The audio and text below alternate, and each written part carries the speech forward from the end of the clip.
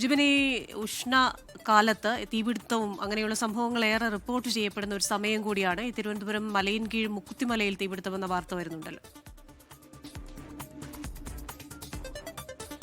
Christina അത് തന്നെയാണ്. കാരണം തിരുവനന്തപുരം ജില്ലയിലെ തന്ത്രപ്രധാന മേഖലയിലാണ് ഈ ഒരു തീപിടുത്തം ഉണ്ടായിരിക്കുന്നത്. ഞാൻ നിൽക്കുന്ന മുക്കുന്നിമലയിലാണ്. മുക്കുന്നിമലയിലാണ് കരസേനയുടെ റഡാർ സംവിധാനങ്ങളും അതുപോലെ വായുസേനയുടെ റഡാർ സംവിധാനവും കരസേനയുടെ ഫയറിംഗ് സ്റ്റേഷനും ഒക്കെ ഫയർ സ്റ്റേഷനും ഒക്കെ സ്ഥിതി ചെയ്യുന്നത്. ഈ മേഖലയിലാണ് ഇപ്പോൾ ഒരു വലിയ തീപിടുത്തം ഉണ്ടായത്.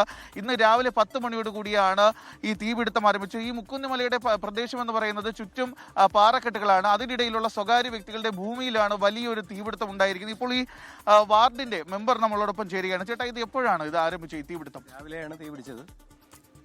10 മണിക്ക് തുടങ്ങി. ഇപ്പോൾ നമ്മുടെ ഫയർഫോഴ്സിൻ്റെ ആൾക്കാർ എത്തി കുറേ തീ അണച്ചു. പക്ഷേ എന്നാലും അണയ്ക്കാൻ പറ്റാത്ത സാഹചര്യത്തിലാണ്. വെള്ളം കൊണ്ടുവരാനുള്ള ബുദ്ധിമുട്ടുണ്ട്.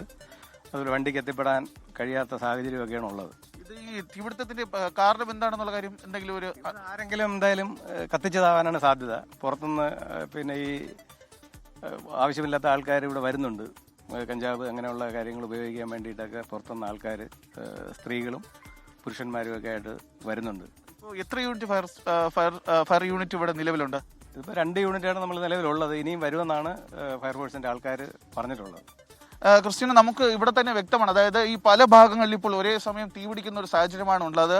ഈ മുക്കുന്നിമല എന്ന് പറയുന്നത് ഒരു വലിയ പ്രദേശമാണ്. കാരണം ഈ നേരത്തെ പറഞ്ഞതുപോലെ തന്നെ മുമ്പ് വലിയ രീതിയിൽ വാർത്താ പ്രാധാന്യം ഉണ്ടായിരുന്ന ഒരു സ്ഥലമാണ്. ഇവിടെ ഈ പാറക്കോറികൾ കാരണമുള്ള പ്രശ്നങ്ങൾ കാരണം വലിയ വാർത്തകളൊക്കെ വന്ന സ്ഥലമാണ്. അങ്ങനെ പാറക്കോറികളൊക്കെ നിർത്തിയ ശേഷമാണ് ഇവിടെ സ്വകാര്യ വ്യക്തികൾ കൃഷി ആരംഭിക്കുകയും റബ്ബർ പുരയിടകളും അങ്ങനെ പല കൃഷികൾ ഇവിടെ ആരംഭിക്കുകയും ചെയ്തു. അങ്ങനെയുള്ള ഒരു സ്ഥലത്താണ് ഇപ്പോൾ ഈ തീപിടുത്തം ഉണ്ടായിരിക്കുന്നത്. മുക്കുന്നിമലയുടെ ഒരു പ്രദേശമല്ല, ഈ മലയുടെ ചുറ്റും പല ഭാഗങ്ങളിലായി തീപിടുത്തം ഉണ്ടായിരിക്കുകയാണ്. നേരത്തെ ക്രിസ്റ്റീന പറഞ്ഞതുപോലെ തന്നെ ഇത് ഈ ചൂട് സമയമാണ്. അതുകൊണ്ട് ഒരു ചെറിയ തീപ്പൊരി വീടുകൾ തന്നെ കത്തിക്കയറുന്ന ഒരു സാഹചര്യമുണ്ട്. അങ്ങനെ ഇവിടെ നിന്ന് വലിയ കാറ്റുമുണ്ട്. അതായത് മലയോര പ്രദേശമാണ്.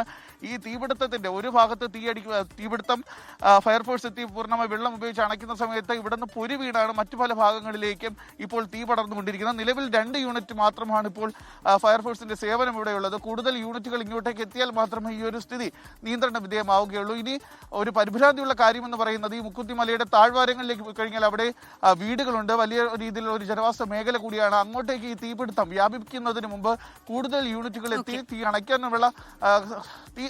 അണയ്ക്കാനുള്ള ക്രമീകരണങ്ങളാണ് ഇപ്പോൾ ചെയ്തുകൊണ്ടിരിക്കുന്നത്. ക്രിസ്റ്റീന,